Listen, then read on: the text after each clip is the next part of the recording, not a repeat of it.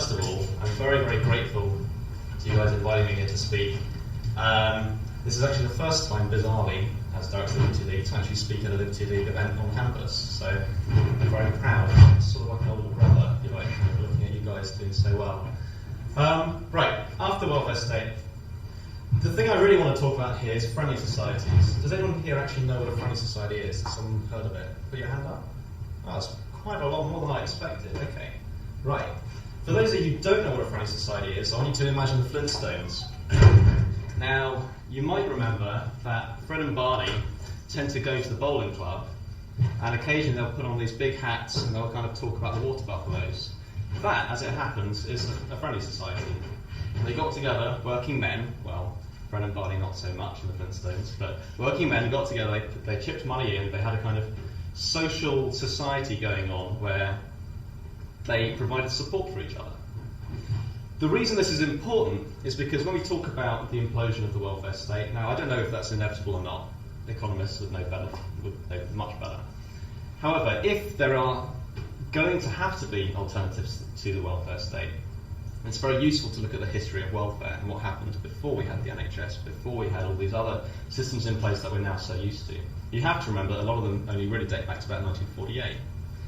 Before that, we need to really look at what was happening in working class communities, middle class communities, where you get things like the cooperative, and even in upper class communities where you got things like the Freemasons. Most people think of the Freemasons as, nudge nudge, wink wink, dodgy handshake, but actually it's more to do with mutual self-support. So, when thinking about alternatives to the welfare state, I don't want it to be this simple dichotomy between the state and business. Because it's not just the state and business. There is a kind of, I don't really want to say third way because that's got all sorts of connotations, but there is a third alternative, if you like. And that's mutualism, that's friendly societies. So to give you an example of how they work, let's say everyone in this room got together, we met up in a pub every month or so and we started chipping in a bit of money. After about a year, this is how they started off, after about a year, in the 1840s, we'd divide all that money that we collected up between us. However, if during that year one of you became sick or had an accident or died and we needed to pay for your funeral, that big fund would be used to pay for that. It would be used essentially for the community to voluntarily support itself. The big difference here, of course, being the state does this by compulsion, whereas people actually, before the state stepped in and did this voluntarily. Now, you might be thinking, well, okay, it's a model, some people did it. But actually, by about 1911, 9 million people were affected by friendly societies, whether it's directly as members or as dependents on members. So most members in 1911 were working men, but they also had coverage for their children and for their wives. What then changed, well, where's my class? What then changed is that the medical profession got involved with essentially trying to get rid of friendly societies. Now why? Why would doctors, these people who you'd think are customers of friendly societies, want to get rid of them? The simple matter is that essentially friendly societies are like collections of consumers. They're consumer organisations, the consumer versions of unions, if you like. We always think of workers' unions being this huge force that kind of tries to protect workers and raise their wages and raise their living standards by those means.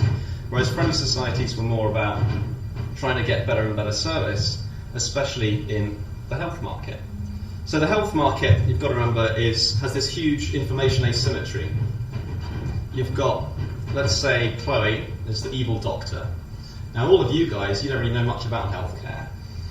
You might be able to tell me whether to take ibuprofen or paracetamol when you've got a hangover or something like that. But you're not going to be able to tell me how to do surgery or treat a heart attack or really just diagnose any medicine at all, unless, of course, some of you here are medical students, which I suppose you might eventually be able to tell me that. So you as a consumer don't really know what kind of healthcare you're getting as an individual, and that has huge costs, because what it essentially means is that if you make the wrong decision in a free market, if you choose to be a customer of the wrong doctor, you could die at worst, or become extremely ill, or be irreparably damaged. So how do you get around this problem? Well, nowadays we think of it as the state provides it. They have all the safeguards in check that essentially stops people from being killed off by doctors, or bad doctors, not all doctors, obviously. But what used to happen is, essentially friendly societies would create this huge consumer organisation where the experience of all of you was pooled together. So if one of your members became sick, all of you would know about this. If one of your members became sick and there was a complaint and the doctor did something wrong, then he loses the custom of all of you. He doesn't just lose one customer, but he loses maybe 200, maybe 500, maybe even more. So the pressure this puts on doctors was immense. At one stage, the British Medical Journal, which is essentially the journal of the grandest, the biggest, the most powerful union in British history, said that doctors were being sweated. Now, we don't really think of doctors now in their plush offices and they're sitting there and having their 9 to 5 or even less than that hours of being much like sweatshop workers today. But that's essentially what they thought was happening. They thought that their wages were being depressed as low as possible by very powerful consumer organisations. In a sense, consumers had the market power. Now you might be asking, well, what kind of say should consumers have? What kind of say do lay people, as doctors call them, have? I mean, they don't know about the medical. They don't know about medical matters. So how can they decide whether a doctor's been committing malpractice or not? Well, that's a good question, and there's no real easy answer to it. It's one of the reasons why a friendly society model might not be as good as the welfare state. However, the model we have now essentially gives all power to the medical profession. It essentially means that doctors judge doctors. Usually it's in their interest to make sure that doctors have a good reputation. Now there's some pretty bad incentives, as you can see from that. Whereas the model we had before was almost pure lay control, although often with a lot of respect for doctors. If a doctor had been with a friendly society for 20 years, they weren't likely to just switch custom and, newer doctor comes along, undercuts the wages, says, look, I'll work for much, much cheaper. They're not just going to throw away a good quality doctor. So reputation did matter. It wasn't as simple as a drive down to wages to always the lowest bidder. Lay people did take into account quality and reputation. So what happened? What changed? Why do we not know about friendly societies today? If I go into the street and say, do you know what a friendly society is? It used to be that would be the same thing as saying, do you know what a bank is? Nowadays, people aren't going to have that kind of social recognition. So where do they go? Well, the medical profession got involved, and then politicians got involved.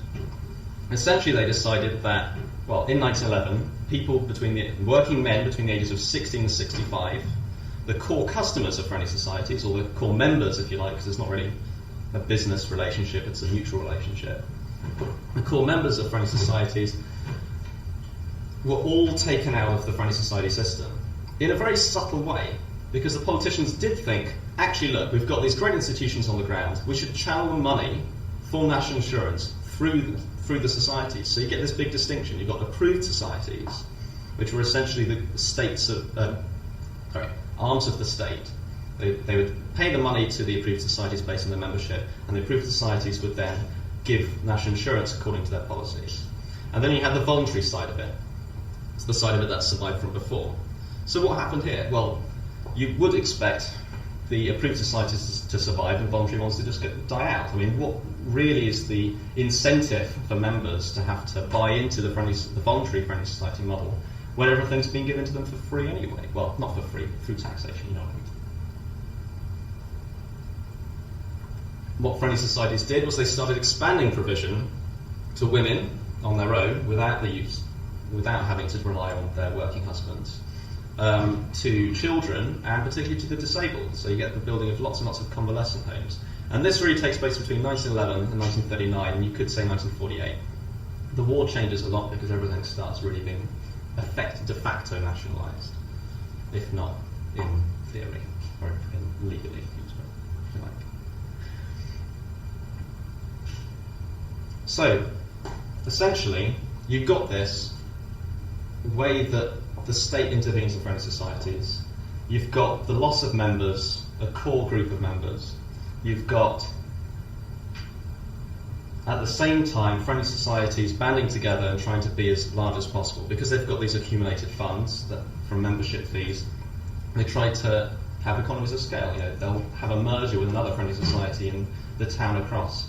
So you get the formation of affiliated orders, the Manchester Unity Order of Oddfellows, the Ancient Order of Foresters. They all have these great names that essentially try to pretend that they've been around since time immemorial. Most of them probably only date back to the early 1800s, but a lot of them try to pretend, like the Freemasons, that they have this ancient mythology, if you like. Now, why was that? Okay, the question really to ask there is why? What's the point of having that kind of mythology? Yes, it's a bit of fun, but why did so many of them adopt that? And actually, it's to do with the incentive structure again. One of the reasons friendly societies work so well, and why mutualism, I think, is a viable alternative to simply having businesses or the state providing healthcare, is that it essentially creates what in economists now call social capital, bonds between people. You know, they're called friendly societies for a reason. I mean, the original title of this talk was friendly capitalism. Does it exist? And I think it does, because it is capitalism. It is the accumulation of capital year after year after year after year. But it's got a smiley face on it, if you like. It's consumers, it's the people themselves providing for one another, in not just themselves. You know, if I'm a younger member and I pay into a friendly society, I can expect to have to support all the older members for a good many years. So what they do to get around that, to attract younger members, is have these kind of rituals. They have these strange Freemason-like handshakes and nudges and winks and buffalo costumes and the like.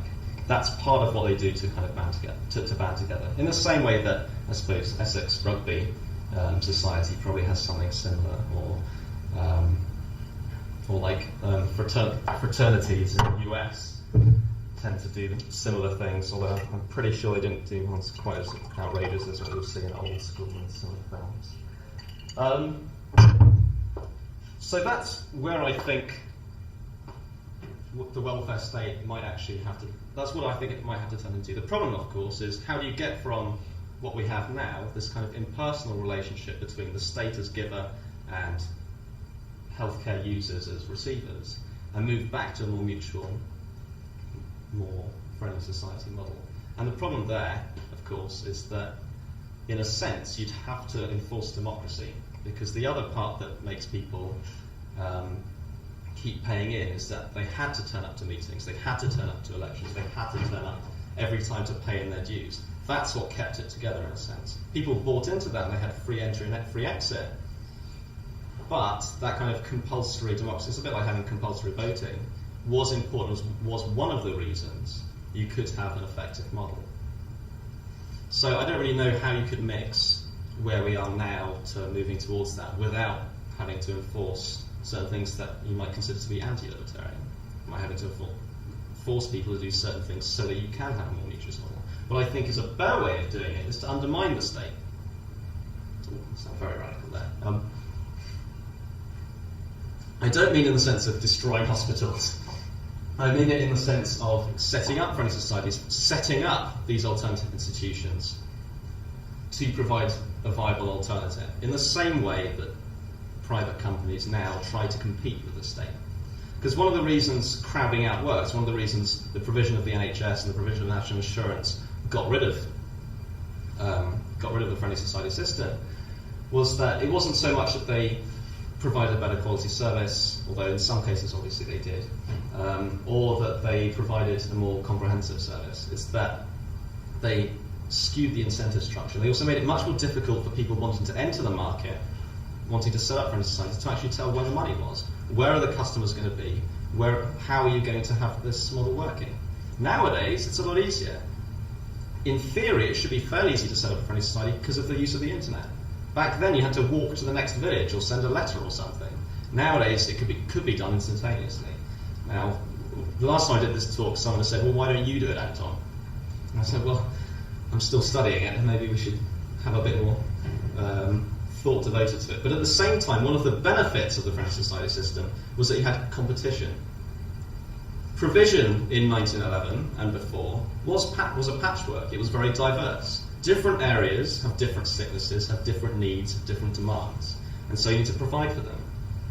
The NHS attempts to do this, but like any system within an economy, it does ration care, in the same way that friendly societies had to make hard decisions about what kind of treatments to offer. What we do know is that in some areas that we've now considered to have some of the worst NHS trusts, like Tredegar in Wales, they had by far the best healthcare provision in the entire country. Why? Because it was a mining community. Working men, miners, paying in for the healthcare that they need. Not so much, rather than trying to provide a one-size-fits-all model. The other way of looking at this is, let's say I'm the central planner here, and all you guys are building your own houses, and I'm thinking, well, this is so wasteful of the land. I mean, you're each building your own plots, you're each building it to your own specifications, to your own tastes. Some of these houses are small, some of them are huge, some of them are painted pink, and some are yellow and orange. And I look at this and I think, this is so inefficient as a central planner, especially when taxpayers' money starts going into it. When I start having to deal with it in the same way that the improved societies were channeling the funds for national insurance. When the state starts thinking, when the central planner starts looking at it, he starts thinking, right, well, what I really want here is an apartment block. I'm going to put all of you in equal houses, if you like. So in a sense, you've got the equality of the NHS versus the diversity of the friendly society system. But the key thing about the diversity system is that it is constantly improving, it is constantly competitive.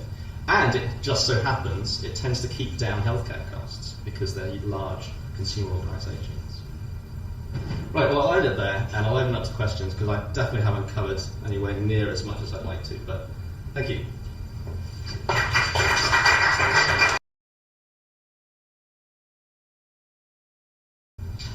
In a sense, but you don't have the community aspect of it. What happens, Kate, do you know that Bupa is in effect a mutual, but it acts like a company? One of the key things here is you want to have competition between different systems, different types of friendly societies. So even if I were to set up my own one, I'd encourage you to set up one as well. Set up one for your own locality, for the people that you care for, and your own community, if you like. And community nowadays is an incredibly broad thing. It's not necessarily tied to where you live, but it could be anything. So no, it's not the same in that you still have this impersonal relationship between the business which gives to you and you as the receiver, whereas in a more friendly, localised system, I think you have more social capital, if you know what I mean. You have more incentive to self-regulate the claims that you make on the funds. This is actually a big deal as well, because with Bupa you might fall ill, or you might claim for things where you're not actually that ill.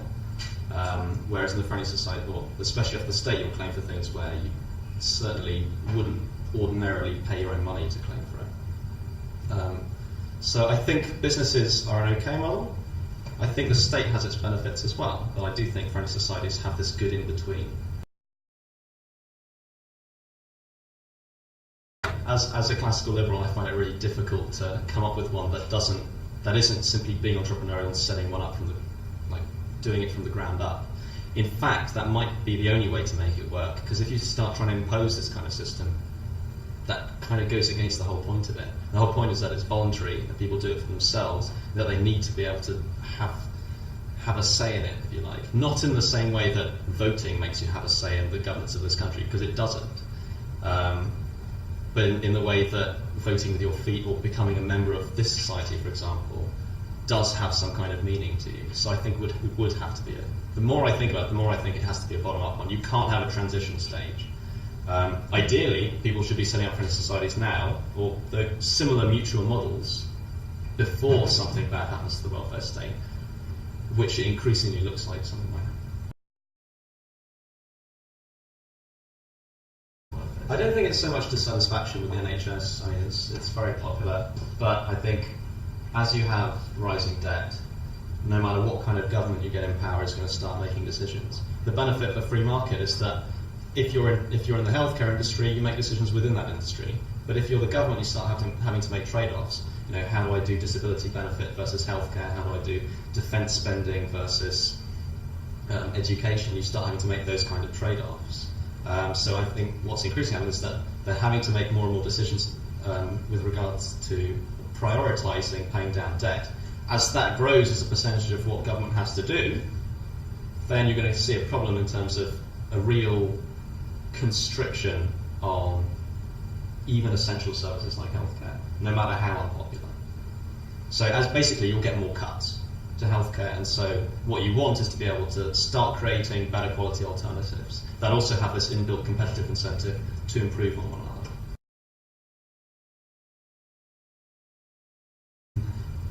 Only if everyone voted for their councillors, I think. Again, the problem here is the level of engagement. So one of the key things we have just before the Second World War is that people who are running the voluntary friendly societies are complaining about the fact that people are turning up to the meeting to claim their national insurance handout and then leaving.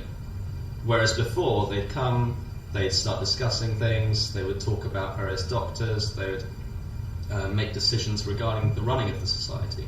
So by simply having this... See, that's why I'm not sure how you transition. If you can come up with a policy, then great. I think you should definitely write something into a think tank and explain how mutualisation... I mean, Lib Dems now, I think one of the guys who's in the health ministry wants to mutualise the NHS. I'd love to know how he plans to do that. It's great on paper, great in theory, but it is, here's a good state of affairs, here's another possibly better state of affairs, but how do you get from one to the other without causing a lot of harm?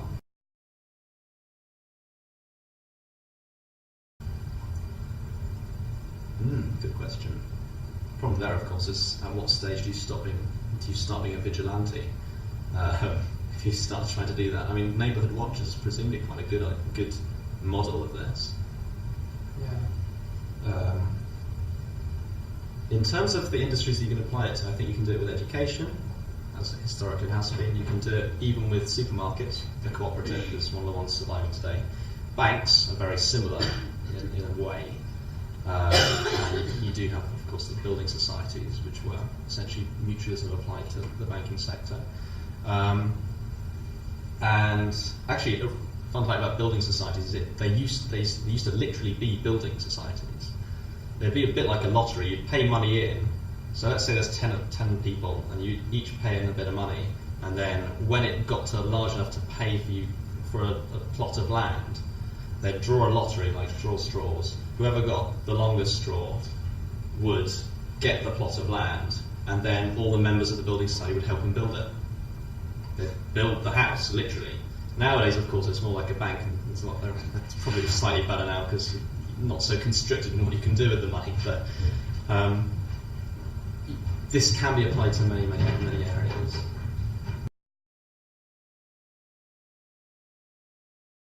So this is the problem I have with moving from a state system to one that is bottom up.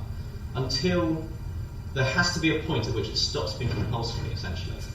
If you do it from the bottom up, then everyone involved is going to be someone who's willingly paying in, and so they're willingly going to be people who make sure their kids go to the school. Whereas if you do it from the top down, essentially you can't really solve that problem, I think. I mean, there will always be people who are being compelled against them, against what they view to be their better interests.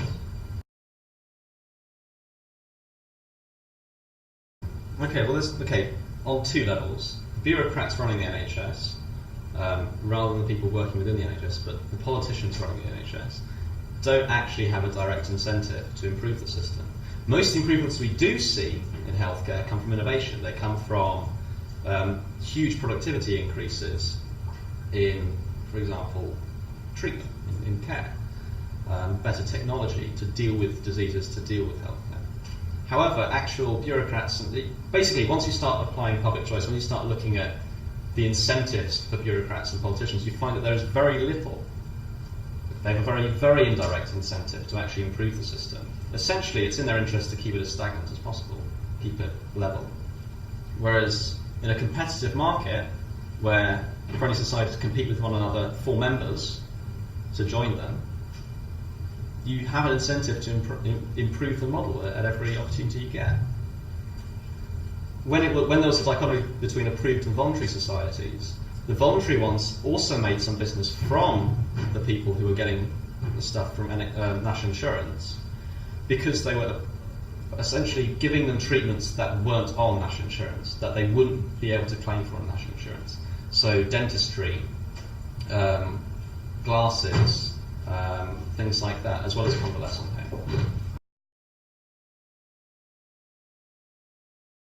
I'm not trying to present a utopian vision here. Friendly societies, I even started the talk by saying I think that's a strong claim. Like, friendly societies, I think, are better because they have more of an incentive to improve. They have more of an incentive to cater to more people. And as has been shown, they have an incentive, as their market expands, as the market share is taken up, to expand into newer markets. So the poorest of the poor, women, the children, and even disabled people. And you've got to remember that disabled care really didn't come into Britain until 1948, apart from that voluntary one. So for a long time, all the provision that the state gave was for working men, age of 16 to 65. Yes, I think you'll have challenges, but things like bureaucracy I don't think are one of the major ones. With the state, essentially, there is no sink or swim mentality for the bureaucrat. The bureaucrat within the friendly society still has the pressure of competition to keep his service as good as possible, to keep him improving. Whereas the bureaucrat doesn't have that. The bureaucrat can, if they so choose, simply lie back and let the system stagnate. Interestingly, no. Probably because of consumer demand.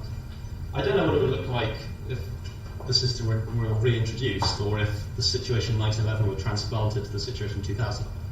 I can't say with any certainty, except for looking at the history. And the history of it is that friendly societies were vastly more popular than businesses at the provision of healthcare. I think because people prefer to receive aid from people within their communities than they do from a faceless entity. I think the other half of it is that there is a demand for non-profit organisations and non-profit provision of certain services. A lot of people will balk at the fact that there's going to be some profiteer making money off them and swindling them all the time. What they might do, and I think this is the reason they were so much more popular, is that they'll demand essentially to have non-profiteering organisations like Friendly Society, essentially themselves, to provide the healthcare.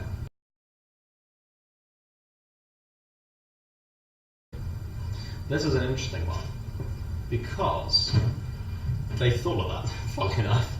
Again, not perfect, but what they did there was, if you'd already been paying in, they would take care of you in terms of unemployment, essentially what is unemployment benefit, as well as sickness benefit.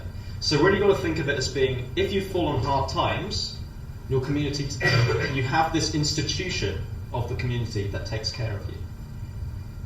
So that's the way you've got to think of it. You can't think of this as simply incentives and how it works in a business sense. Think of it more as, this is a way that they institutionalised communities to have the provision for each other. I think that's one of the reasons it's such a great idea, and that's one of the reasons it's so friendly, if you like, the friendly side of things. One Friendly Society member, when I was doing the research on this, commented that essentially friendly societies are the best umbrella factories in the world. They shield you from the hard times. They shield you from the roughs and lows or a business life, if you like.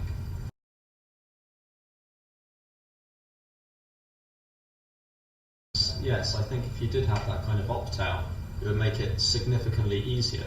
However, a lot of people still do pay for private healthcare, and that's a growing thing. It essentially didn't exist for a long time, and an increasing number of people don't really trust the NHS in a sense, despite what the poll figures might show. They like the fact it's there, but they might not necessarily actually want that kind of treatment. They might recognise the fact that often private treatment is superior. Whether they're right or not, I don't really know, but that is one of the trends. The worst part of the crowding out effect is not so much that you'd be double paying, it's that the state obscures what in a market would be profit signals. In a market, if you see that a certain industry is making a lot of profit, you go into that industry. You have more of an incentive to do so because you see that these people are making very high profits. You don't get that when the state provides it. How can you tell? How can you tell what the demand is if there is no market there, if there are no prices? Those are the kind of issues that you face with trying to set one up. It's essentially the state obscures all of that. It obscures price signals. It means that you can't really tell what the demand looks like at all, really. I mean, you can tell from surveys, you can tell from which NHS trusts get used, but the incentive structures that consumers face with regards to those are completely different. And there's no profit. I mean, there's no profit signal. Even within a competitive friendly society movement rather than a business one, you can see which ones are more successful by the amount of capital that they're accruing. Well, thank you very much. Thank you for listening.